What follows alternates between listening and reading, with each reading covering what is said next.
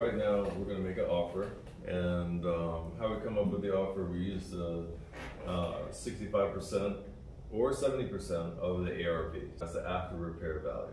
Say, for instance, this particular property that we're looking at, we know that it's worth $250,000, right? So that's the after repair value. After we know that number and calculate that number, we go and look at the property and add up all the repairs. First of all, our number needs to be 65% or 70% of the ARV regardless. And then we have that number, right? And then we add the repairs to that number, and then we make an offer. So we're going to do that right now. Saying, we'll just use Zillow for now. Is saying that it's worth 273. We're going to go look and see what's 65% of that. This is the number that we need to start at. So 177.75. So let's put 177 down. All right. So now we're going to go in there and put, let's put it in Google Doc real fast. So we know the number, and this is 1166 property. And then we're going to put 273K is the ARV, after repair value.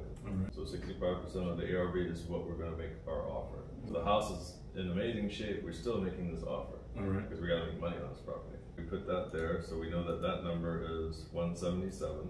Then you go down here and you say to yourself, yes, I may have done this several times, so we kind of know. We look at the property. It's a 3-bedroom, 2-bath. This is just to keep safe. We know that the house has been vacant for a couple of years, right? Yep. How many years? It's COVID, 2019. So 2019, right?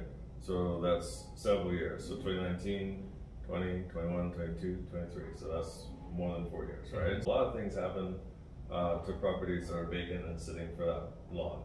Now we're going to hop back over here to the property appraiser, look down at the property, and see how old it is. This is just us just going on the fly. We haven't been to the property yet.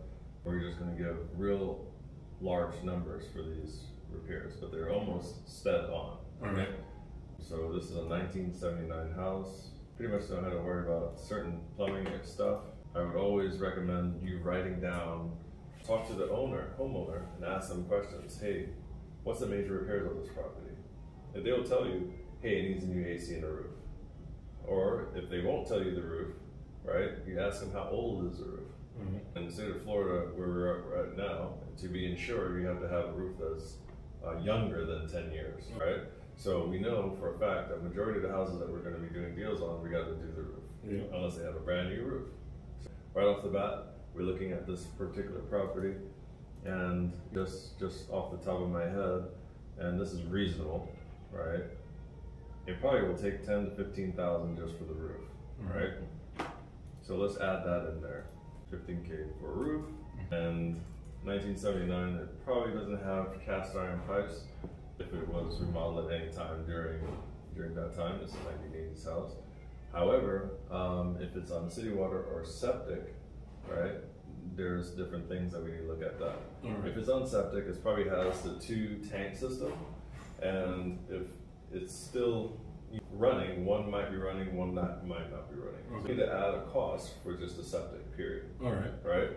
So this is just to make sense of it. We'll put 16,000 just for that removal and what have you.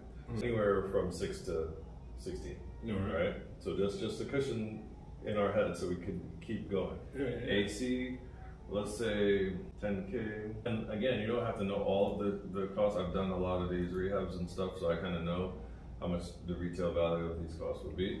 And everything is rising anyway. But you can generally look at, just Google AC replacement in an area and add that cost. Everything that you're doing, just add the cost. Right? And this is, right, so you plug that in there. So it's like anywhere from 5 to 8K. Put 9K just in case, because we don't know who's going to do the AC. There you go. Already we're at mounting costs, right? So we got 15 for the roof, 16, anywhere from 6 to 16 for the septic, and 9K for the AC. And this is average, anything from 6 to 9. I just put 9 because it's a relative number. And then we had another cost there. Do you remember what that was? 10K? Septic. 6 to 16. What was for the septic? When you're doing these, you got the roof, AC, plumbing. Those are the huge things. That's the big money spenders. All right. Now, cosmetic stuff also is spending. You gotta think the average for paint and having it painted, you gotta think about that. Check all the windows and doors. All of those are costs. All right. So you average all those costs out, and then you're able to generate an offer, a real offer. Yeah. So add it up, know your ARV. If all of this comes up to 50, 60,000, that means your offer, instead of 177, right? Exactly, right? And I like to, let's just leave it as an even number. Let's say the rehab is gonna cost 77,000. You need to start in at 90,000. All right. Right? 10,000 less than 100, and then see where you go from there. 10,000 less than 100, then we offer 130. We have a spread here, so I would start asking questions and start with 90, letting him know about the cost of the repairs and this, that, the other. Just find out his number first, right? Always negotiate with them giving you a number first, right? And then you won't waste that much time, but as we're going for this scenario, have them offer the number, hey, this is, and you know that this is the spread that you can work with. Anywhere from 90 to 140. Right? Because it's still gonna have a lot of repairs there. So if you did the math real fast, and this is just for sake of time. So say for instance, your max offer there was 140. But we said, how much did we say the rehab was again? 60,000 minus 177, right? So we start there, that's 117. Really you wanna be at about 117 max offer. So a lot less than that. Just to be on the safe side, because if you add up all of these repairs, and then you put in all of the... So if we're looking, I think it was 40,000 is where we were at, 60,000 anyway. No, 60,000 is, so we're at 40 here, but I always factor in, you don't know the windows, the doors, you want to put cosmetic stuff, the average appliance is like 2,500 or so, right? So you add all of those costs, every one of the costs. You got the windows, you got the doors, you got the blinds, you got the baseboards, you got the flooring, you have the paint, and then you have labor. So it's gonna run you that kind of. After you do this a couple times, you'll know. And again, you got the roof, you got all of the major stuff done, but you still have to get in there and do all the cosmetics. You got landscaping, because that place was already overgrown. You got a lot of landscaping to do. That's a couple thousand right there, right? Anything that's dealing with the water heater, we didn't even put that in there. That's a water heater, installation of the water heater. And sometimes the grills for the AC, you're gonna have to change, you're gonna take that out. All of those are costs, right? And those are real hard costs. They don't change unless you know the manufacturer. At the end of the day, you need to make sure that you're not hurt when making an offer. So when we make an offer, when I make an offer that's gonna stick. I'm not gonna get hurt. The person's gonna walk away with what they want, and we move forward from there. But and this is business. Just have that approach. Hey, I love you, Mr. Seller, Mrs. Seller, but this is what I can offer you, due to the fact that it needs all of these major repairs. And what would you like to do from here? Right? And see what they say. But again, try to engage them to give you a ballpark number. Right? It's all about building that rapport. So you've built the rapport already. You kind of can gauge it. Hey, I just want to get out of this house. So what's the number? What do you need to walk away with in pocket? All of these little questions are stuff that really solidifies what their number truly is. And then if it's close, you can make a deal. So that's basically how that looks. But again, averaging all the costs, 70%, 65 or 70% of the ARV, that's the offer to start at. And then you work your way down as you go through all the repairs. And so when negotiating, right?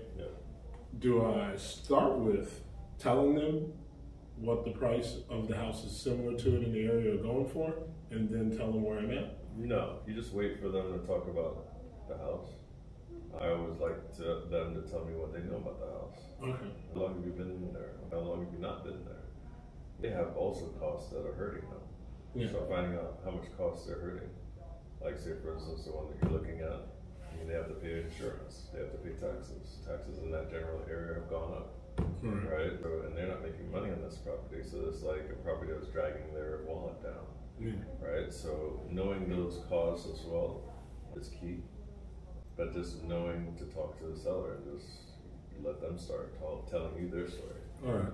You don't need to lead with an offer just because another property sold for 300.